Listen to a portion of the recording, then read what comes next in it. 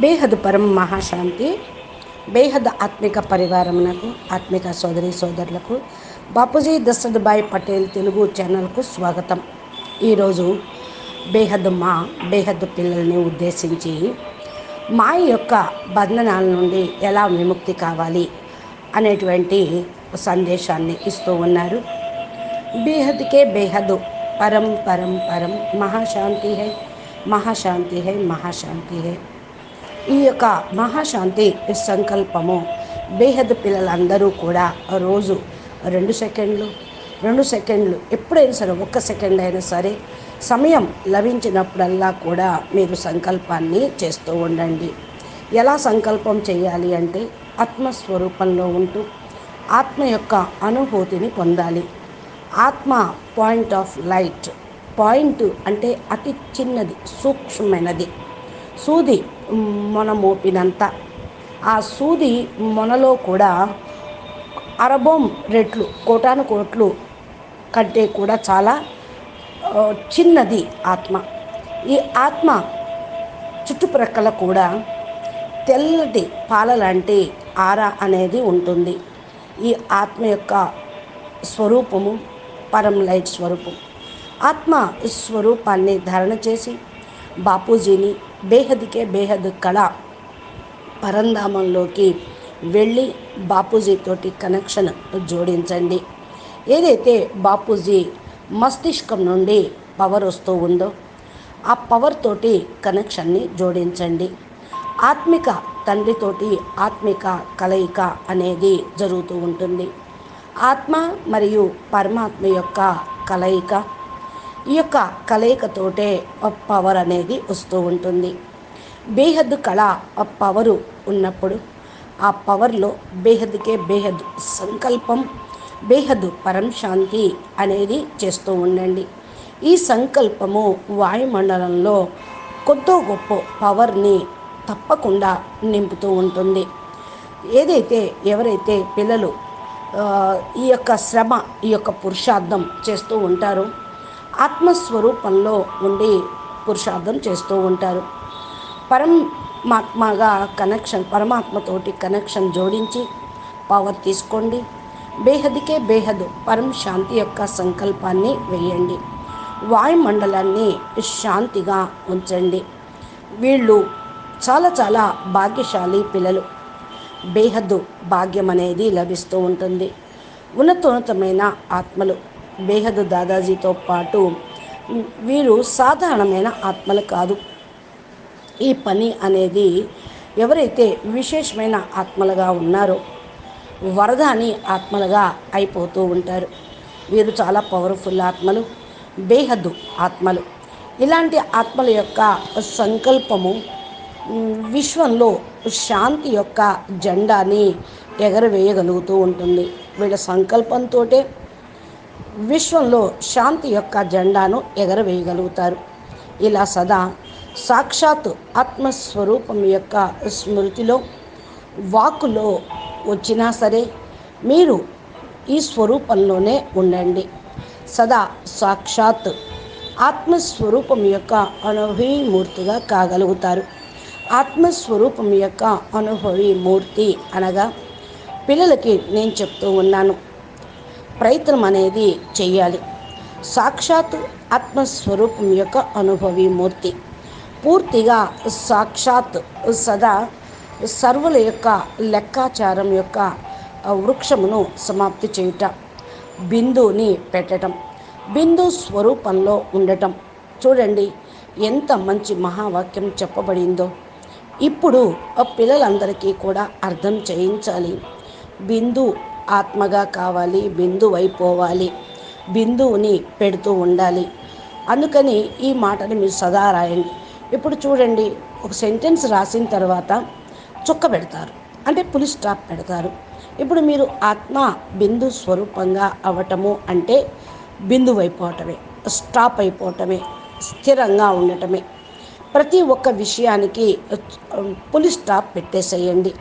ఇలా జరిగిపోయిన దానికి పులి స్టాప్ పెట్టండి అంటారు. బి తీసో బింది, జరిగిపోయిన విషయాలు, జరిగిపోయిన సమయము, జరిగిపోయిన కర్మ బంధనాల నుండి ముక్తులు కాగలుగుతూ ఉంటారు.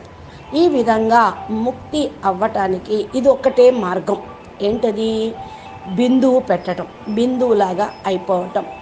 బేహద్ కళ పరంధామంలో ఆత్మ మరియు పరమాత్మల యొక్క కనెక్షన్ను జోడించి ఆత్మస్వరూపంలో స్థిరంగా ఉంటూ పవర్ అనేది ఏదైతే తీసుకుంటూ ఉంటారో, మీకు ఏదైతే వస్తూ ఉంటుందో దానితోటి మీ యొక్క పాత లెక్కాచారాలు అన్నీ కూడా సమాప్తమవుతాయి. బిందు స్వరూపంలో స్థిరంగా ఉండండి. బిందు బాపుతో పాటు సదా ఉంటూ ఉండాలి. ఇక్కడ బిందువు కావటం అంటే పాయింట్ అయిపోవటం, పాయింట్ స్వరూపంలో ఉండటం, ఆత్మ పాయింట్ లాగా అయిపోవటము. ఇప్పుడిప్పుడే సూక్ష్మవతన వాసిగా కండి. ఇప్పుడిప్పుడే కర్మయోగిగా కండి. ఇప్పుడిప్పుడే మూలవతన వాసిగా కండి. మనము ఎక్కడికి వెళ్ళాలి? బేహద్ కళ పరంధామంలోకి వెళ్ళాలి. బేహద్కే బేహద్దు కళ పరంధామంలో బేహద్ బాపూజీ యొక్క మూల స్థానం ఏదైతే ఉందో అది సదా మీరు అభ్యాసి ఆత్మలుగా కావాలి. సదా తమ యొక్క వృద్ధి కళ యొక్క అనుభవాన్ని చేసుకోండి. బాప్ సమానంగా రెడీగా కండి. విశ్వసేవాదారి ఆత్మలుగా, విశ్వసేవాదారి మా యొక్క హృదయపూర్వకమైన ప్రియస్మృతులు మరియు నమస్తే చెప్తూ ఉన్నారు. మాయ యొక్క ఛత్రఛాయ నుండి రక్షించుకొనుటకు బాపు యొక్క ఛత్రఛాయ లోపల ఉండాలి. మాయ నుండి ఎలా రక్షించుకుంటారు? బేహద్ దాదాజీ యొక్క స్మృతిలో ఉండబట్టే మాయ నుండి మీరు రక్షించబడతారు. సదా మీ పైన బేహద్ బాపు యొక్క స్మృతి అనే ఛత్రఛాయ అనుభవం అవుతూ ఉంటుంది. స్మృతియే మీకు ఛత్రఛాయగా పనిచేస్తుంది. ఈ ఛత్రఛాయను ఎప్పుడూ వదిలిపెట్టద్దు. సదా ఛత్రఛాయ లోపల ఉంటూ ఉండండి. ఈ విధంగా అన్ని మాయ విఘ్నాల నుండి మీరు సేఫ్గా ఉంటారు. ఏ విధమైనటువంటి మాయ యొక్క నీడను మీ మీద పడటానికి వీలు లేదు. అప్పుడు ఈ యొక్క స్థితిలో మీరు సదా విజయులుగా అవుతారు. మీరు బాపూజీ యొక్క స్మృతి అనే ఛత్రఛాయలో ఉండటమే విజయానికి గుర్తు. ఇప్పుడు మీ యొక్క చిత్రం చూసుకోండి. అధికారుల పైన ఎప్పుడు విజయ పతాకం ఉంటూనే ఉంటుంది. ఈ గొడుగు అనేది అధికారి ఆత్మలకు ఎప్పుడు పైన పెడుతూ ఉంటారు. మీరందరూ ఎవరు? మీ దగ్గర ఏ చిత్రం ఉంది? విష్ణు యొక్క చిత్రం ఉంది. చూసుకోండి. విష్ణు చిత్రములో ఏం చూపిస్తూ ఉంటారు? పంచ వికారాల పైన విజయం పొందినందుకు గుర్తుగానే శేష నాగు పైన ఆయన పవళించినట్లు శేష నాగు ఆయనకు గొడుగులాగా పడగలాగా చూపిస్తూ ఉంటారు. అంటే విషయ వికారాలపైన విజయాన్ని పొందిన దానికి గుర్తు. సదా బుద్ధి ద్వారా జ్ఞాన సముద్రుడి యొక్క కంఠం పైన ఉంటూ ఉండండి. బేహద్దు పిల్లలు ఏం చెప్తూ ఉన్నారు? ఏం చేస్తూ ఉన్నారు? సదా జ్ఞాన సాగరుడి యొక్క ఒడ్డున ఉండండి. సముద్రంలో మునగండి. అనగా సముద్రుడి ద్వారా లభించినటువంటి అకూట్ ఖజానా అంటే లెక్కలేనంత ఖజానాకు మీరు మాలిక్ అవుతారు.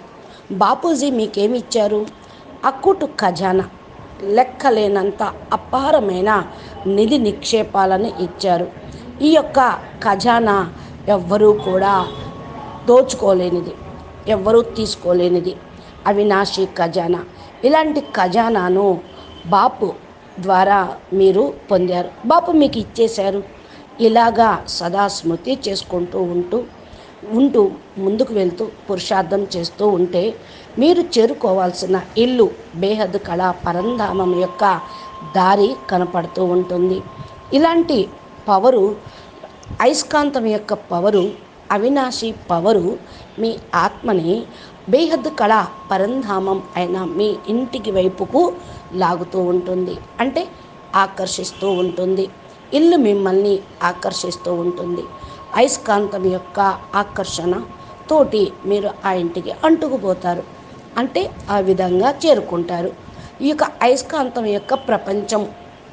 అక్కడ అయస్కాంతం యొక్క వాయుమండలం ఉంటుంది.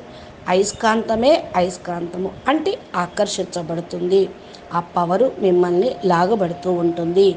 ఆ పవరు మిమ్మల్ని ఇముడ్చుకుంటూ ఉంటుంది.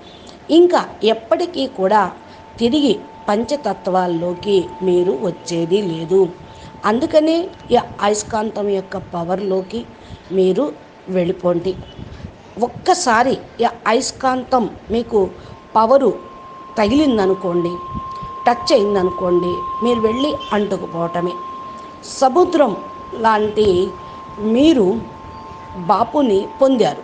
సముద్రం లాంటి బాపును మీరు పొందారు. సముద్రం ఏ విధంగా సంపన్నంగా ఉంటుందో, సముద్రుడు లోపల నిధి నిక్షేపాలు అపారమైనటువంటి నిధి ఉంది అంటారు. లెక్కలేనంత అఖండమైన అక్కుట్ ఖజానా ఉంది. ఇలాంటి ఆత్మలు మాస్టర్ అక్కుట్ ఖజానాకి మాలికులు. ఏదైతే మీకు ఖజానా లభించిందో దానితోటి మీరు మహాదానిగా కండి. ఇతరుల ఎడల కూడా మీరు ఈ యొక్క సేవ అనేది చేస్తూ ఉండండి. మీకు లభించినటువంటి ప్రాప్తి, గుణాలు, శక్తులు, పవర్సు ఇవన్నీ మహాదానిగా అయ్యి ఇతరులకు ఉపయోగించండి. విశ్వసేవలో ఉపయోగించండి. ఏదైతే సంబంధంలోకి వస్తూ ఉంటారో మీ సంబంధ సంపర్కంలోకి భక్త ఆత్మలైనా సరే, సాధారణ ఆత్మలైనా సరే, వారి ఎడల సదా ఇదే లగన్తో ఉండాలి. భక్తులకు భక్తికి ఫలితం జ్ఞానం అందించటము. అందరికీ కూడా ఫలితం లభించాలి. ఎందుకు అంటే భక్తులు అయ్యో పాపం భ్రమిస్తూ ఉన్నారు. వాళ్ళ భ్రమణ చూసి, తిరగటం చూసి మీకు జాలి కలుగుతూ ఉంది కదా, జాలి వేస్తుంది కదా. అందుకని మీరెంతగా దయాహృదయులుగా అవుతారో అంతంతగా భ్రమించేటువంటి ఆత్మలకు సహజమైన మార్గాన్ని చెప్పగలుగుతారు. సందేశాన్ని మీరు ఇస్తూ ఉండండి. ఇది తక్కువేమీ కాదు. తక్కువని ఆలోచించద్దు. ఇది చేయకుండా మీరు బయటపడద్దు. మీరెవరు? మహాదాని ఆత్మలు. సందేశం ఇస్తూ వెళ్తూ ఉండండి. ఎవ్వరూ మిమ్మల్ని దెప్పి పొడవద్దు. మాకు పలాని వాళ్ళు సందేశం ఇవ్వలేదు అని. అవినాశి తండ్రి ఎప్పుడైనా సరే మరి అవినాశి జ్ఞానమే ఇస్తారు. ఆయన ఎప్పుడు వినాశనం అనేది చెయ్యరు. ఎందుకు, ఏమిటి అనేటువంటిది ఏమీ చేయరు. జ్ఞానాన్ని ఇచ్చారు. జ్ఞానాన్ని పొందుతూ ఉండండి. దీని యొక్క అర్థం ఏదైనా కానివ్వండి, తమ బాపు ఇచ్చినటువంటి జ్ఞానంతో మీరు ఎదురుగా బాపుని మీరు పొందుతూ ఉన్నారు. ఏదైతే బాపు చెప్పారో అది వినండి, వినిపించండి. జ్ఞానము అవినాశి. ఇది ఎప్పటికీ వినాశనం అనేది కాదు. వాయుమండలంలోకి జ్ఞానము వైబ్రేషన్ రూపంలో, పవర్ రూపంలో, ఎనర్జీ రూపంలో వెళ్ళిపోతూ ఉంటుంది. అందుకనే అంటారు knowledge is light, knowledge is might అని. అది ప్రకాశము మరియు పవర్ కూడా.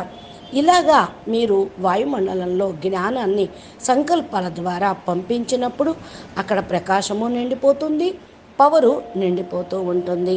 వాళ్ళు వినకపోయినా ఎప్పుడో అప్పుడు ఆ వైబ్రేషన్స్, ఆ పవరు అనేది వాళ్ళకి టచ్ అవుతుంది. అప్పుడు మిమ్మల్ని ఇక దెప్పి పొడవరు. పలాని వాళ్ళు మాకు చెప్పలేదు అని. వాళ్ళ ఆత్మ ఎప్పుడైతే జాగృతం అవుతుందో, వికసిస్తుందో, అవినాశి జ్ఞానం యొక్క వైబ్రేషన్స్ వాళ్ళకి టచ్ అవుతాయి. ఈరోజు మీరు వినిపించిందే, మీరైతే చెప్పారో, ఆలోచించారో, వాళ్ళు ఒకనాడు పట్టుకొని మీ సమీపంలోకి వస్తూ ఉంటారు. ఈరోజు విన్నదే అంతిమంలో వారికి ఉపయోగపడుతూ ఉంటుంది. జ్ఞానము యొక్క బీజము ఎప్పుడూ వినాశనం కాదు. మీ లోపల జ్ఞాన బీజం వేయటం జరిగింది. మీరు కూడా అందరికీ జ్ఞాన బీజాలని వేస్తూ ఉండండి. బీజము పడితే అది ఎప్పుడో అప్పుడు అంకురిస్తూ ఉంటుంది. సమయం వచ్చినప్పుడు అది వికసిస్తూ ఉంటుంది. మళ్ళా సమీపంలో కూడా వాళ్ళు వస్తూ ఉంటారు. అందుకని ఎప్పటికీ కూడా ఉదాసీనంగా కావద్దు. అర్థమైంది కదా? ఏదైతే మీరు చేస్తూ ఉన్నారో ఈ సేవ, అది మీకు భాగ్యాన్ని తయారు చేస్తూ ఉంటుంది. జ్ఞానం ఇచ్చేటువంటి వారికి కూడా భాగ్యం తయారవుతుంది. ఇప్పుడు మీరేం చేయాలి? జ్ఞానం ఇవ్వటమే మీ డ్యూటీ. సంకల్పం చేస్తూ ఉండండి. ఏమైనప్పటికీ కూడా సంకల్పాలతోటి విశ్వశాంతి, విశ్వంలో శాంతి అయిపోతుంది. అదే పరం శాంతి అయిపోతుంది. బేహద్దు శాంతి వచ్చేస్తుంది. ఆత్మలందరి యొక్క కోరిక ఏంటి అంటే శాంతిని పొందటమే. ఇప్పుడు అందరూ కూడా అలమటిస్తూ ఉన్నారు, అశాంతితోటి దుఃఖపడుతూ ఉన్నారు. వారికి ఈ పరం మహాశాంతి కావాలి. అప్పుడు ఈ ఇచ్చా మాత్రం అవిద్యగా అయిపోతూ ఉంటారు. ఇలాంటి వాయుమండలము, అయస్కాంతం యొక్క పవరు, జ్ఞాన పవరు, జ్ఞానం యొక్క వైబ్రేషన్స్ వేయటమే మీ సేవ. ఇది చాలా గొప్ప సేవ. ఈ సేవ చేస్తూ ఉండండి. దీంతో మీకు గొప్ప భాగ్యం అనేది తయారవుతుంది. అతక్ సేవాదారిగా అవుతూ ఉంటారు. ఏ విధంగా అకుట్ సేవ అంటే అలసిపోకుండా ఎడతెగలేకుండా సేవ చేస్తూ ఉంటారో బాపూజీ యొక్క అయస్కాంతం యొక్క పవర్ను మీరు పొందుతారు. బాపూజీ యొక్క స్థానానికి మీరు వెళ్ళిపోతారు. ఆ యొక్క స్థానంలో ఇంకా లెక్కలేనంత ఖజానా ఉంది, లెక్కలేనంత పవర్ ఉంది. అది అవినాశిగా ఉంటుంది. అతక్గా అయ్యి నడుస్తూ ఉండండి. ఎప్పటికీ అలసిపోవద్దు. బాపు దగ్గరికి మీరు వెళ్ళాలి. జమ చేసుకుంటూ ఉండండి. ఎవరు ఏదైతే చేస్తూ ఉంటారో అదే పొందుతూ ఉంటారు. ఇక మీరు సేవ చేస్తూ ఉంటే సేవా కరైతో మేవా మిలేగా. సేవ చేస్తే ప్రత్యక్ష ఫలితంగా ఖుషి అనేది లభిస్తూ ఉంటుంది. ఏ విధంగా దేవాలయాల్లో వాతావరణం పవిత్రంగా శుద్ధంగా ఉంటుంది కాబట్టి దూరం నుండే లాగబడుతూ ఉంటుంది. ఆత్మ సంతోషము, సువాసన యొక్క వాతావరణం కూడా మిమ్మల్ని అందరినీ కూడా ఆకర్షిస్తూ ఉంటుంది. ఇది అన్నిటికంటే శ్రేష్టమైనది. ఏ ఆత్మ అయినా సరే దూరం నుండి ఈ జ్ఞాన పవర్కి, ఈ పరమశాంతి వైబ్రేషన్కు ఆకర్షితం కావాల్సిందే. ఇది విశేషమైన స్థానం. ఇంత పవర్ఫుల్ స్థానం. మీరు యోగం చేస్తూ ఉండండి. పవర్ఫుల్గా మీరు అవుతూ ఉండండి. మీరంతా మీ స్థానానికి వాయుమండలాన్ని శుద్ధి చేసుకుంటూ ఉండండి. మీరు ఎక్కడ ఉంటారో, మీరు ఏ స్థానంలో ఉన్నారో, ఏ ఊరిలో ఉన్నారో, ఏ దేశంలో ఉన్నారో అక్కడ వాతావరణాన్ని కూడా శుద్ధి చేయండి. అప్పుడు వాతావరణం పవర్ఫుల్గా అయిపోతుంది. ఆత్మలకు అర్థమవుతూ ఉంటుంది. ఆ పవర్కి లాగబడుతూ ఉంటారు. ఇదేదో విశేషమైన స్థానంగా ఉంది, ఆకర్షణీయంగా ఉంది. సదా మీ యొక్క స్మృతి శక్తి ద్వారా స్వయంను మీరు ప్రత్యక్షం చేసుకున్న వాళ్ళు అవుతూ ఉంటారు. తోడుగా వాయుమండలాన్ని శక్తిశాలిగా తయారు చేయండి. సేవ అంటే కేవలం వాక్కుతోటే కాదు, మనసా సేవ చేయండి. వైబ్రేషన్ని వ్యాపింపచేయండి. నాకు వాతావరణం చాలా పవర్ఫుల్గా తయారు చేయాలి అనే సంకల్పం చేయండి. ఏదైతే మరి ఈ బాధ్యత తీసుకున్నారో ఆ లక్ష్యం కూడా పొందారో లక్షణాలు ఆటోమేటిక్గా వస్తూ ఉంటాయి. సేవ కూడా వృద్ధి అయిపోతూ ఉంటుంది. ఇది పక్కా. కానీ ఏదైతే సీదా పవర్ వస్తూ ఉంటుందో అది భ్రమించేటువంటి ఆత్మలకి మార్గము చూపిస్తూ ఉంటుంది. కొంతమంది చుట్టూ తిరిగి వస్తారు, కొంతమంది సీదా వస్తారు. ఎవరు వచ్చినా కూడా బాపు మార్గానికి రావాల్సిందే. ఇది ఒక్కటే గమ్యము, ఇది ఒక్కటే స్థానము. సీదా వస్తే శ్రమ ఉండదు. నలువైపులా తిరిగి తిరిగి భ్రమించి ఎప్పటికో వచ్చారనుకోండి, ఒక్కొక్క సమయము వాళ్ళది వృధా అయిపోయినట్టు. నేను జాగృతి జ్యోతి అయ్యాను అని సంకల్పం చెయ్యండి. అలా దీపంలాగా తయారు కండి. మీరు దీపంలాగా దేదీప్యమానంగా ప్రకాశ స్వరూపంగా లైట్ స్వరూపంగా అయితే మీ ప్రకాశము అయస్కాంతం యొక్క పవరు దీప పురుగులు లైట్కు ఆకర్షించినట్లు మిమ్మల్ని అందరూ కూడా ఆకర్షిస్తూ మీ దగ్గరికి వచ్చేస్తూ ఉంటారు. మీరు వెలిగేటువంటి జ్యోతిలాగా వెలిగిపోండి. సదా అఖండ జ్యోతిలాగా దేదీప్యమానంగా ఉండేటువంటి జ్యోతిలాగా అయ్యి కూర్చోండి. ఆత్మ అనేటువంటి దీప పురుగులు అదంతా అవే వచ్చేస్తూ ఉంటాయి. ఈ విధంగా మీరు మనసా సేవ చేయండి. మీ స్థానంలో మీరు ఉండండి. పవర్ని వ్యాపింప చేయండి. మీ శక్తి తోటి అందరి ఆత్మల్ని ఆకర్షించండి. అచ్చా బేహద్కే బేహద్ పరం పరం పరం మహాశాంతి హై మహాశాంతి హై మహాశాంతి హై. నమస్తే. బాపూజీ దశరథభాయ్ పటేల్ తెలుగు ఛానల్లో బాపూజీ చక్కగా అద్భుతమైనటువంటి జ్ఞానము మా ఇచ్చే సందేశాలు అప్లోడ్ చేస్తూ ఉంటారు. ఈనాటి పురుషార్థంలో ధారణా పాయింట్స్. మీరు మా ఛానల్ని సబ్స్క్రైబ్ చేసి గంట సింబల్ని ప్రెస్ చేస్తే నోటిఫికేషన్ రూపంలో మీకు అన్నీ లభిస్తూ ఉంటాయి. అచ్చా నమస్తే, ధన్యవాదాలు. పరం మహాశాంతి.